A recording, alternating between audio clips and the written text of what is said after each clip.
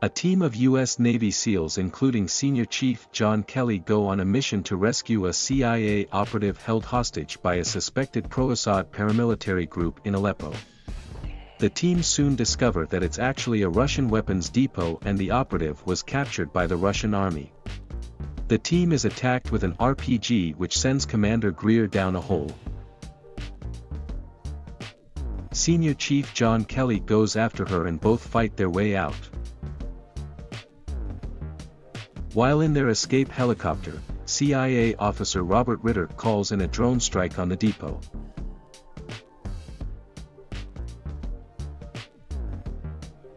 Three months later, several members of the team are killed covertly by Russian FSB operatives on American soil in apparent retaliation for their role in the mission. The Russians break into Kelly's house in the night when John is in the basement listening to music.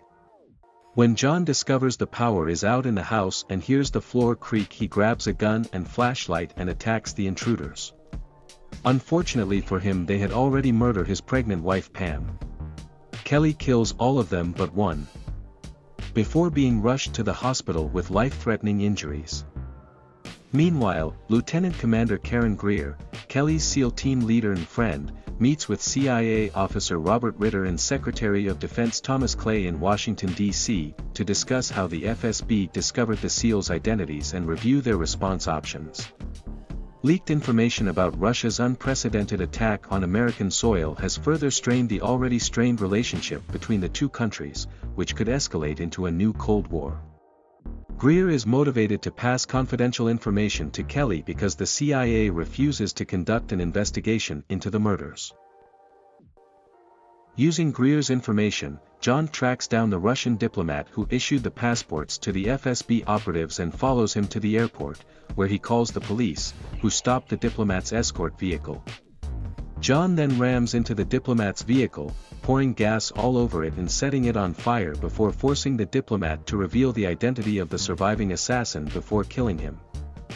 Kelly, who has been sentenced to prison for murder, finds himself in a situation when a prison guard wants to forcefully take him somewhere. Kelly refuses and finds himself beating up the guards and barricading himself in his cell till the U.S. Marshals sent by Greer and Clay arrive to get him.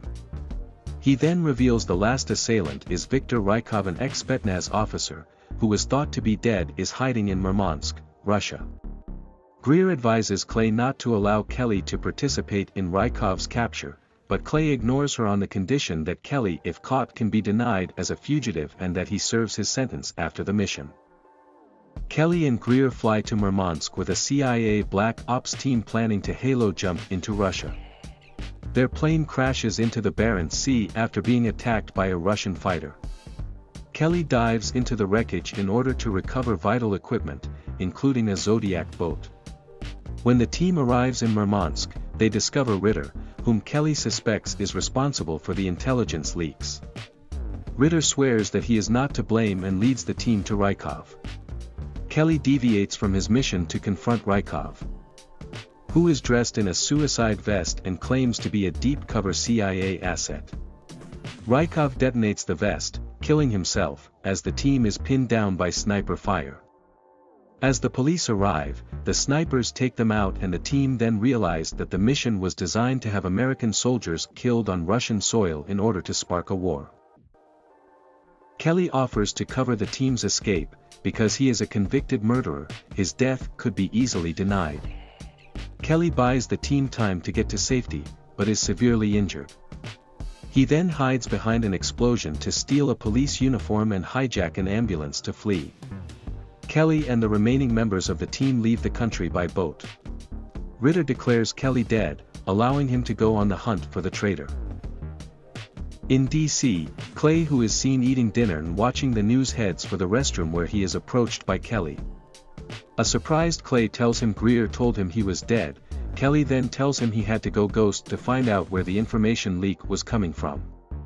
Clay then downplays Sarah, the CIA director, as the leak. Kelly agrees with him, citing she isn't the type of person to put someone in an explosive vest. When Clay concurs with him, Kelly then tells him Greer didn't put that part in her report and he wasn't surprised to hear it. Kelly then kidnaps Clay and forces him into his car. Clay confesses to being behind the intelligence leaks and orchestrating the conflict between the US and Russia after threatening Clay's family while driving. Clay wished to start a war with Russia to stimulate the economy and unite the American people against a common foe. Kelly drives the car over a bridge and lets it sink to the Potomac River's bottom, drowning Clay. Kelly escapes with a confession recording thanks to Greer, who was waiting in the river with diving gear. Ritter then uses the recording to get a deal and promotion.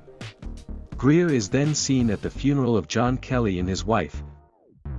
Meanwhile, Kelly is in her car.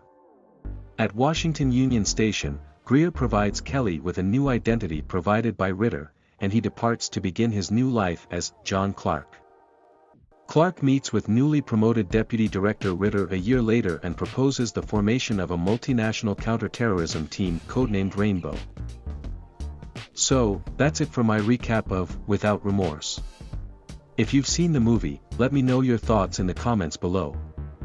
And as always, don't forget to hit that like button and subscribe for more movie reviews and recaps.